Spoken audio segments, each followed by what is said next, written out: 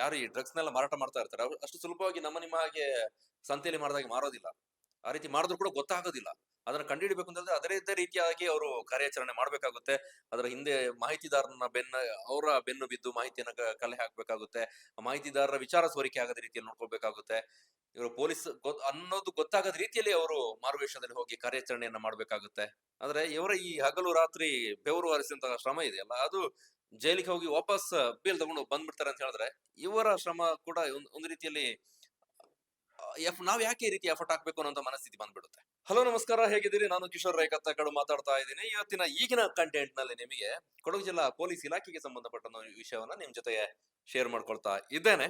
ಇತ್ತೀಚಿನ ದಿನಗಳಲ್ಲಿ ಈ ಗಡಿಪಾರು ಮಾಡೋದು, ಬೇರೆ ಬೇರೆ ಅಪರಾಧ ಪ್ರಕರಣಗಳಲ್ಲಿ ಭಾಗಿಯಾಗಿ ಯಾರಿಂದ ಸಮಾಜಘಾತುಕ ಸಮಸ್ಯೆಗಳು ಹೆಚ್ಚಾಗ್ತಾ ಇದೆ ಅಂತ ಅನ್ಸುತ್ತೆ ಅಂತವ್ರನ್ನ ಗಡಿಪಾರು ಮಾಡೋದು ಹೆಚ್ಚಾಗ್ತಾ ಇದೆ ನಮ್ಮ ರಾಜ್ಯದಲ್ಲಿ. ಈ ಕಂಟೆಂಟ್ ನಲ್ಲಿ ಅಂತಹದೇ ಒಂದು ಪ್ರಕರಣ, ಜೊತೆಗೆ ಕೋಕಾ ಆಕ್ಟ್ ನಲ್ಲಿ 3 ವಿರುದ್ಧ ತನಿಖೆಗೆ ಜಿಲ್ಲಾ SP ಆದೇಶ ಮಾಡಿರೋದು, ತನಿಖೆ ಶುರು ಮಾಡಿರೋದ್ರ ಬಗ್ಗೆ ಡೀಟೇಲ್ ಅನ್ನ ಕೊಡ್ತೇನೆ. ನೀವೇನಾದ್ರು ಫಸ್ಟ್ ಟೈಮ್ ನಮ್ಮ ಚಾನಲ್ಗೆ ವಿಸಿಟ್ ಮಾಡಿ ನೋಡ್ತಾ ಇದ್ರೆ ನಮ್ಮನ್ನ ಸಬ್ಸ್ಕ್ರೈಬ್ ಮಾಡ್ಕೊಳ್ಳಿ. ಹಾಗೆ ಫೇಸ್ಬುಕ್, ಇನ್ಸ್ಟಾಗ್ರಾಮ್ ನಲ್ಲೂ ಕೂಡ ಕಂಟೆಂಟ್ ಗಳನ್ನ ಕೊಡ್ತಾ ಇರ್ತೀವಿ, ಅಲ್ಲೂ ಕೂಡ ನಿಮ್ಮ ಸಪೋರ್ಟ್ ಇರ್ಲಿ ಅಂತ ಕೇಳ್ಕೊಳ್ತಾ, 2 ಪ್ರಕರಣ. ಒಂದು, ಕೋಕಾ ಕಾಯ್ದೆಯಡಿ ತನಿಖೆಗೆ ಆದೇಶ ಆಗಿರುವಂತದ್ದು. ಕೋಕಾ ಅಂದ್ರೆ Karnataka control of organised crime act 2000.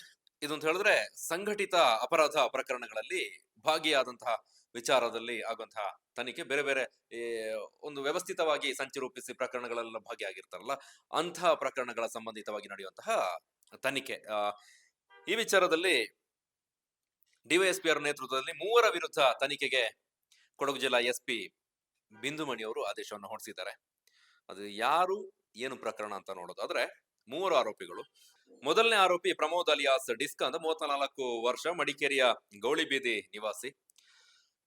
ಈತನ ವಿರುದ್ಧ 2011ನೇ ಇಸ್ವಿಯಿಂದ ಈಚೆಗೆ ಬೇರೆ ಬೇರೆ ಸಂಘಟಿತ ಅಪರಾಧಗಳಲ್ಲಿ ಭಾಗಿಯಾದಂತಹ ಆರೋಪ ಇದೆ. ಒಟ್ಟು 18 ಪ್ರಕರಣಗಳು ಈತನ ಮೇಲೆ ಇದೆ ಅನ್ನುವಂತಹ ಮಾಹಿತಿಯನ್ನ ಪೊಲೀಸರು ನೀಡಿದ್ದಾರೆ.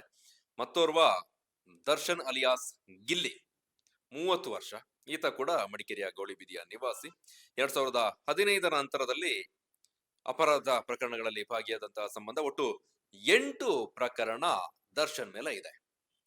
ಹಾಗೆ ಇನ್ನೊಬ್ಬ UM ಶರೀಫ್ ಅಲಿಯಾಸ್ ಬಿಲಾಲ್, 34 ವರ್ಷ, ಕುಶಾಲನಗರದ ರಸಲ್ಪುರ ನಿವಾಸಿ. ಈತ 2016ರ ನಂತರದಲ್ಲಿ ವಿವಿಧ ಅಪರಾಧ ಪ್ರಕರಣ, ಸ್ಪೆಷಲಿ ಆರ್ಗನೈಸ್ಡ್ ಕ್ರೈಮ್ ನಲ್ಲಿ ಭಾಗಿಯಾದಂತಹ ಆರೋಪ ಇದೆ. ಒಟ್ಟು 12 ಪ್ರಕರಣ ಈತನ ಮೇಲೆ ದಾಖಲಾಗಿದೆ. ಇವರ 3 ವಿರುದ್ಧವೂ ಕೂಡ DYSP ದರ್ಜೆಯ ಪೊಲೀಸರ ನೇತೃತ್ವದಲ್ಲಿ ತನಿಖೆಗೆ ಆದೇಶವನ್ನು ಕೊಟ್ಟಿದ್ದಾರೆ. ಏನಾದರೂ ಗಂಭೀರ ವಿಚಾರ ಇದ್ದಿರಲೇಬೇಕು, ಆ ನಿಟ್ಟಿನಲ್ಲಿ ತನಿಖೆಗೆ ಆದೇಶಿಸಿದ್ದಾರೆ. ತನಿಖೆ ನಡೆಯುತ್ತೆ, ಮುಂದೆ ಕ್ರಮ ಏನಾಗುತ್ತೆ ಅದನ್ನ ನೋಡ್ಬೇಕಾಗಿದೆ.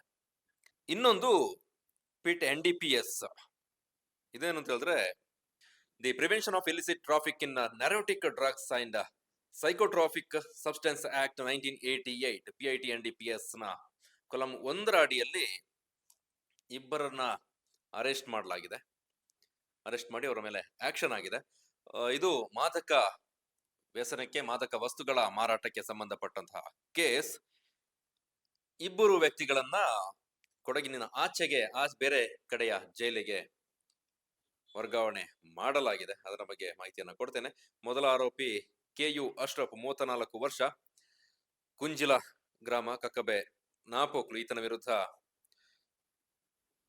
ನಿಷೇಧಿತ ಮಾದಕ ವಸ್ತುಗಳ ಮಾರಾಟ ಮಾಡ್ತಿದ್ದಂತಹ ಪ್ರಕರಣ ಸಂಬಂಧ ಒಟ್ಟು 6 ಪ್ರಕರಣ.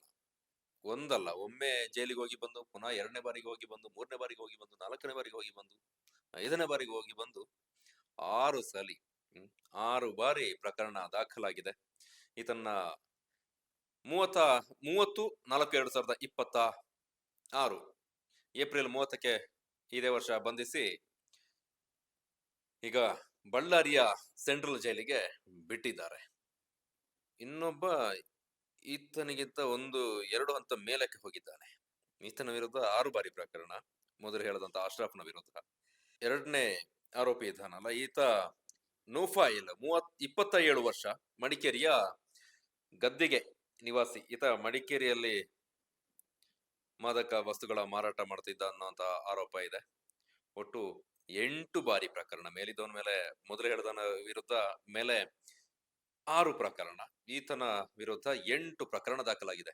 ಇವರಿಬ್ರು ಮಾತ್ರ ಅಲ್ಲ, ಅನೇಕ ಮಂದಿ ಈ ಮಾದಕ ಮಾದಕ ವಸ್ತುಗಳ ಮಾರಾಟದಲ್ಲಿ ಇರ್ತಾರಲ್ಲ, ಅವ್ರಿಗೆ ಇದೊಂಥರ ಹವ್ಯಾಸ ಆಗಿ ಹೋಗಿರುತ್ತೆ, ರೂಢಿಯಾಗಿ ಆಗಿರುತ್ತೆ. ಒಮ್ಮೆ ಮಾರಾಟ ಮಾಡಿ ಸಿಕ್ಕಾಕೊಳ್ಳೋದು, ಜೈಲಿಗೆ ಹೋಗೋದು, ಬರೋದು, ಪುನಃ ಅದೇ ವಿಷಯ.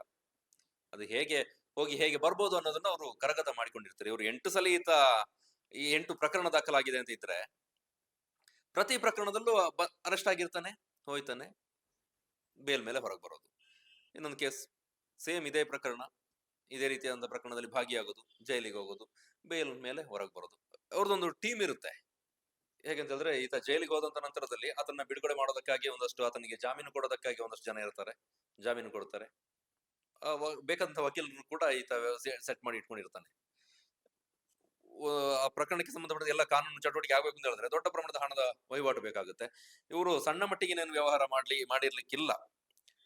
ಈ ಮಾದಕ ವಸ್ತುಗಳ ಮಾರಾಟ ಜಾಲ ಇದೆಯಲ್ಲ, ಅದು ನಮ್ಮ ನಿರೀಕ್ಷೆಗೆ ಸಿಗದಂತದ್ದು, ನಮ್ಮ ಕಲ್ಪನೆಗೆ ಸಿಗದಂತಹ ವಹಿವಾಟು ಚಟುವಟಿಕೆ ಅಲ್ಲಿ ಆಗುತ್ತೆ. ಇಂದ ಅನೇಕ ಬಾರಿ ನಾವು ನ್ಯೂಸ್ ಪಂಚ್ನಲ್ಲಿ ಕೂಡ ಈ ವಿಚಾರವನ್ನು ಡಿಸ್ಕಸ್ ಮಾಡಿದ್ದೇವೆ. ಆ ಜಾಲ ಯಾವ ರೀತಿ ಕಾರ್ಯಚಟುವಟಿಕೆಯನ್ನ ನಡೆಸುತ್ತೆ ಅಂತ. ಇವರು 6 ಬಾರಿ 8 ಬಾರಿ ಹೋಗಿ ಬಂದಿದ್ದಾರೆ ಅಂತ ಹೇಳಿದ್ರೆ, ಈಗ ಹೋಗಿದ್ದ ನಂತರ ಈ ಪ್ರಕರಣದಲ್ಲೂ ಕೂಡ ಅವ್ರನ್ನ ಬಿಡಿಸೋದಕ್ಕೆ ಬೇಕಾದಂತ ವ್ಯವಸ್ಥೆಗಳು ಆಲ್ರೆಡಿ ಶುರು ಆಗಿರುತ್ತೆ. ಬೇರೆ 2 ಜೈಲಿಗೆ ಕಳಿಸಿದಾರಲ್ಲ, ಆ ಜೈಲಿನಿಂದ ಹೇಗೆ ಬಿಡಿಸ್ಕೊಂಡು ಬರ್ಬೇಕು ಅಂತ ಈತನನ್ನ, ಈ ನೂಫೈಲ್ ನನ್ನ ಕಲಬುರಗಿ ಸೆಂಟ್ರಲ್ ಜೈಲಿಗೆ ಹಾಕಿದ್ದಾರೆ. ಈತ ಅರೆಸ್ಟ್ ಆಗಿರೋದು ಯಾವಾಗ? ಈ ತಿಂಗಳು 4ಕ್ಕೆ, ಜೂನ್ 4, 2026ಕ್ಕೆ ಇಬ್ಬರನ್ನ ಬೇರೆ ಜೈಲಿಗೆ ಹಾಕಿದ್ದಾರೆ. ಮೇಲೆ ಮೊದಲು ಹೇಳಿದಂತಹ ಮೂವರ ವಿರುದ್ಧ ತನಿಖೆಗೆ ಡಿವೈಎಸ್ಪಿ ದರ್ಜೆಯ ಅಧಿಕಾರಿಯ ನೇತೃತ್ವದಲ್ಲಿ ತನಿಖೆಗೆ ಜಿಲ್ಲಾ ಎಸ್ಪಿ ಆದೇಶವನ್ನು ಕೊಟ್ಟಿದ್ದಾರೆ. ಒಳ್ಳೆಯ ಬೆಳವಣಿಗೆ. ಯಾಕಂತಂದ್ರೆ ಕಾನೂನು ಬಾಹಿರ ಚಟುವಟಿಕೆಗಳಲ್ಲಿ ತೊಡಗಿಸಿಕೊಂಡವರ ವಿರುದ್ಧ ತನಿಖೆ ನಡೆಸೋದ್ರ ಜೊತೆಗೆ ಅವರ ವಿರುದ್ಧ ಕ್ರಮ ಕೈಗೊಳ್ಳೋದು ಒಂದಷ್ಟು ಆಶಾಭಾವನೆಯನ್ನ ನಮ್ಮ ವ್ಯವಸ್ಥೆಯ ಮೇಲೆ ಇರಿಸುತ್ತೆ. ಅದು ನಿರಂತರವಾಗಿ ನಡಿಬೇಕು, ಜೊತೆಗೆ ಒಳ್ಳೆಯ ರೀತಿಯ ಕ್ರಮ ಆಗ್ಬೇಕು. ಕೇವಲ ಅರೆಸ್ಟ್ ಮಾಡೋದು, ತನಿಖೆ ಮಾಡೋದು, ಬಿಡೋದು, ಜೈಲಿಗೆ ಹೋಗಿ ಪುನಃ ವಾಪಸ್ ಬರ್ತಾನೆ ಅಂತ ಹೇಳಿದ್ರೆ ನಮ್ಮ ವ್ಯವಸ್ಥೆ ಇಷ್ಟೇ ಅಂತ ಅನ್ಸ್ಬಿಡುತ್ತೆ. ನನಗೆ ಹೇಳದಲ್ಲ 6 ಬಾರಿ ಅಂತ.